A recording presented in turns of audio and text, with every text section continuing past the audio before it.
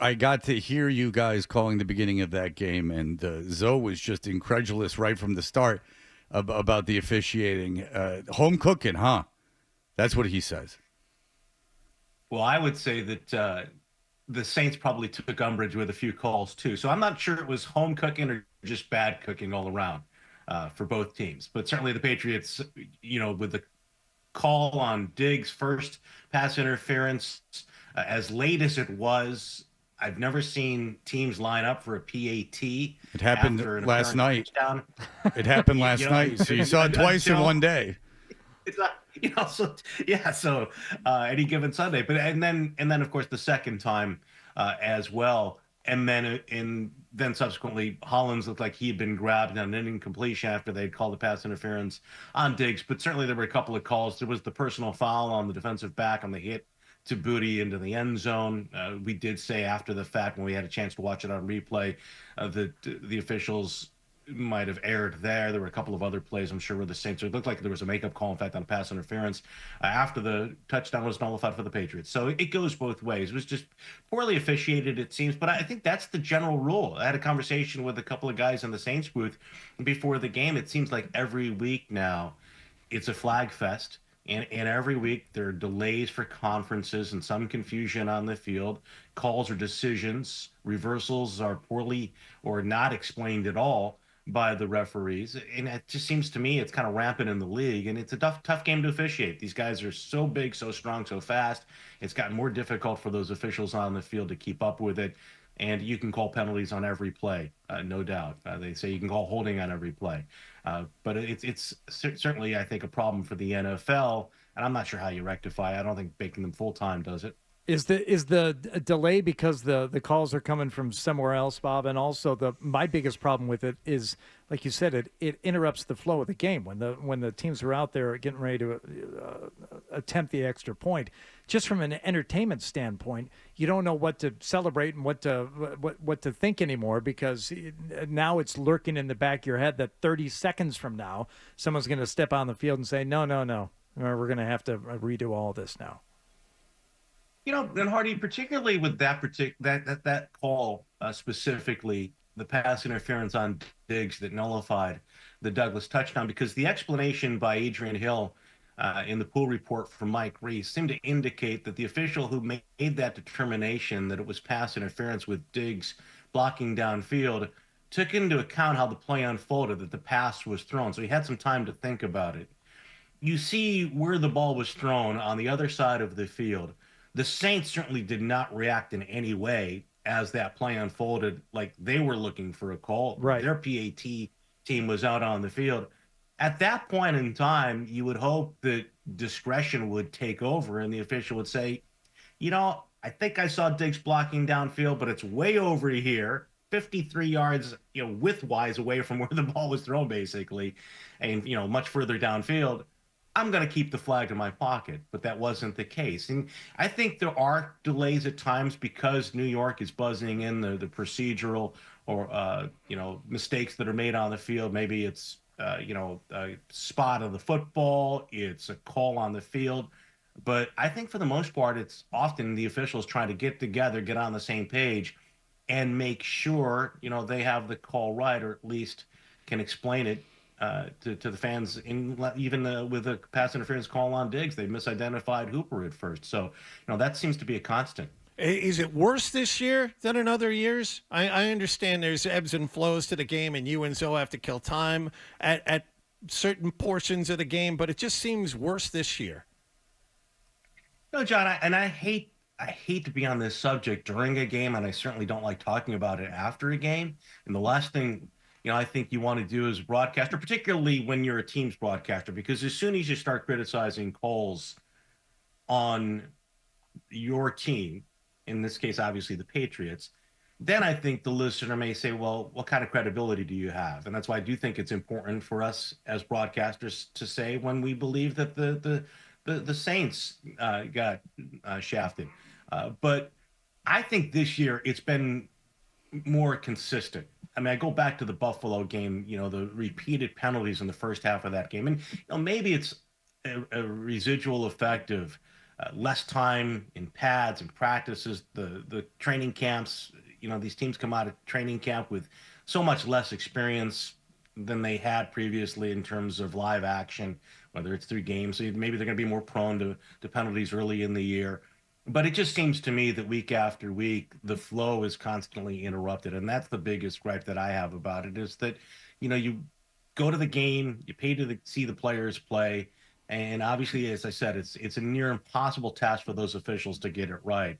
But I think the one thing you don't want is for officiating, particularly when it's a ticky-tack foul or it's something that doesn't have any effect on the play, no advantage is gained, to intrude on the game you're watching.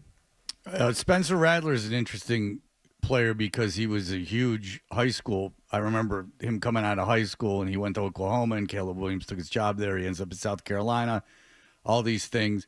And then, when you're coming out of high school, 5-star, people think you're going to be a first-round pick. He obviously wasn't. He's playing for New Orleans yesterday. He looked good. How much of that is Spencer Rattler having potential to be a very good NFL quarterback, and how much of that was the Patriots' defensive deficiencies? Yeah, Fred, I think it was in part certainly the way Spencer Rattler played. He looked pretty good to me the previous week as well versus the Giants. Who saw that but you? No one saw that. No one saw that but you.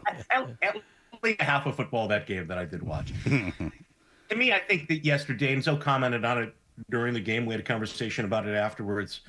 The Patriots were a little bit softer in coverage, a lot more zone yesterday. Certainly, I think they were weary of the Saints' speed, in particular, Shaheed underneath Olave, and they caught a lot of balls, Olave especially underneath. They threw a lot to the backs, Kamara and Miller on occasion.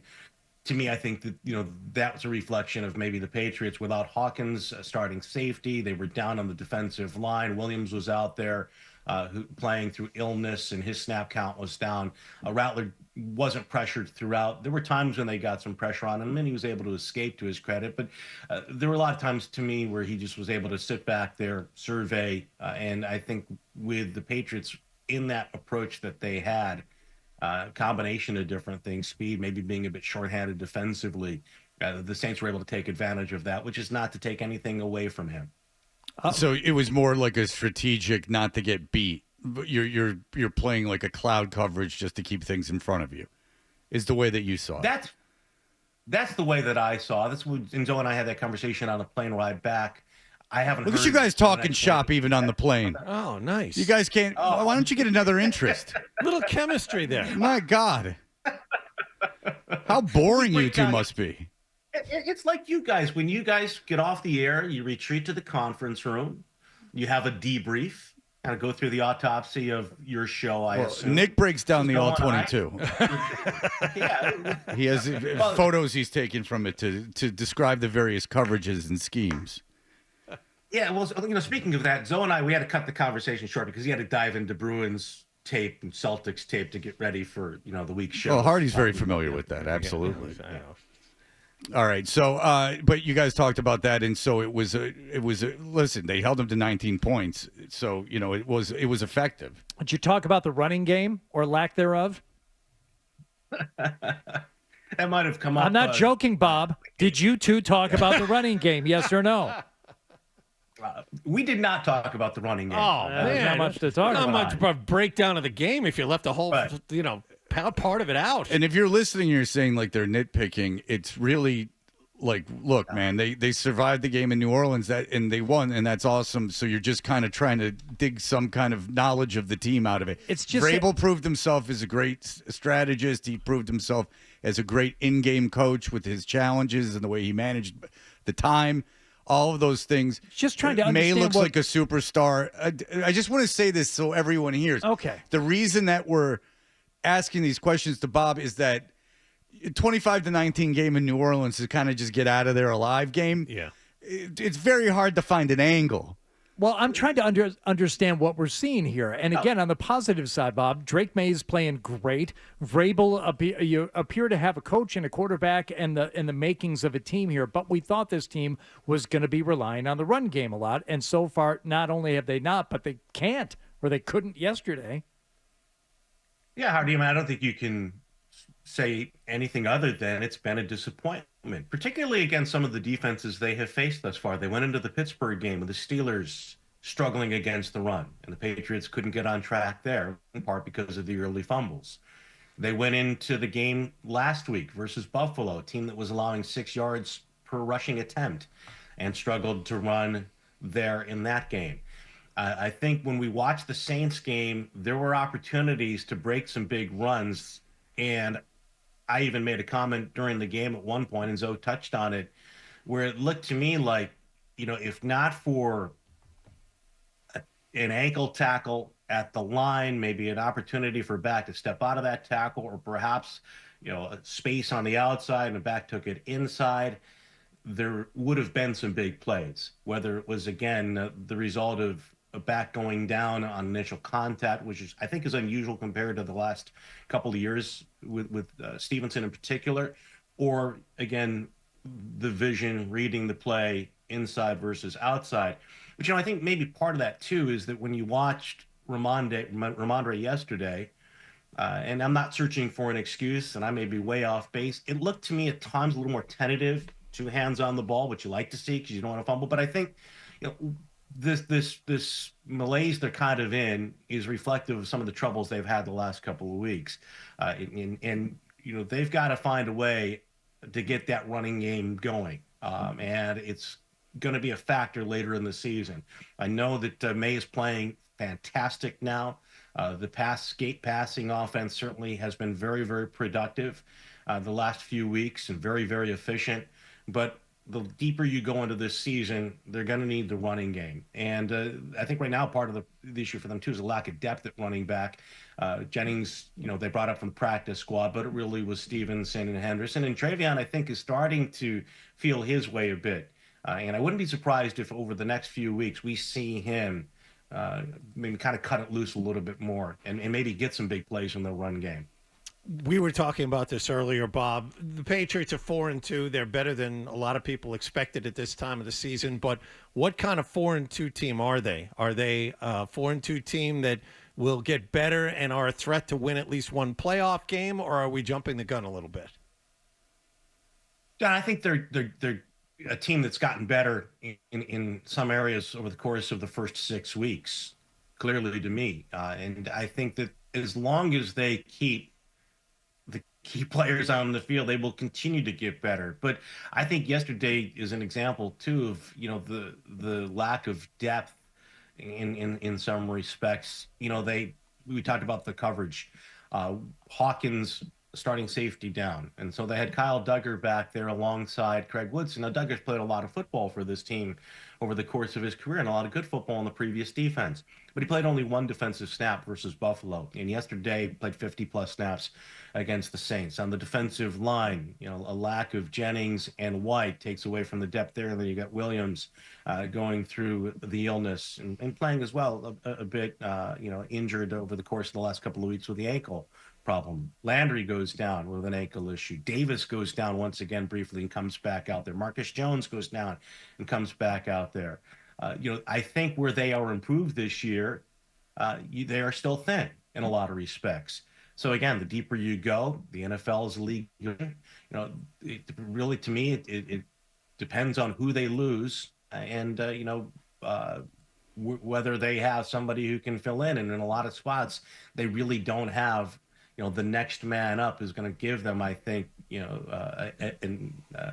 enough of a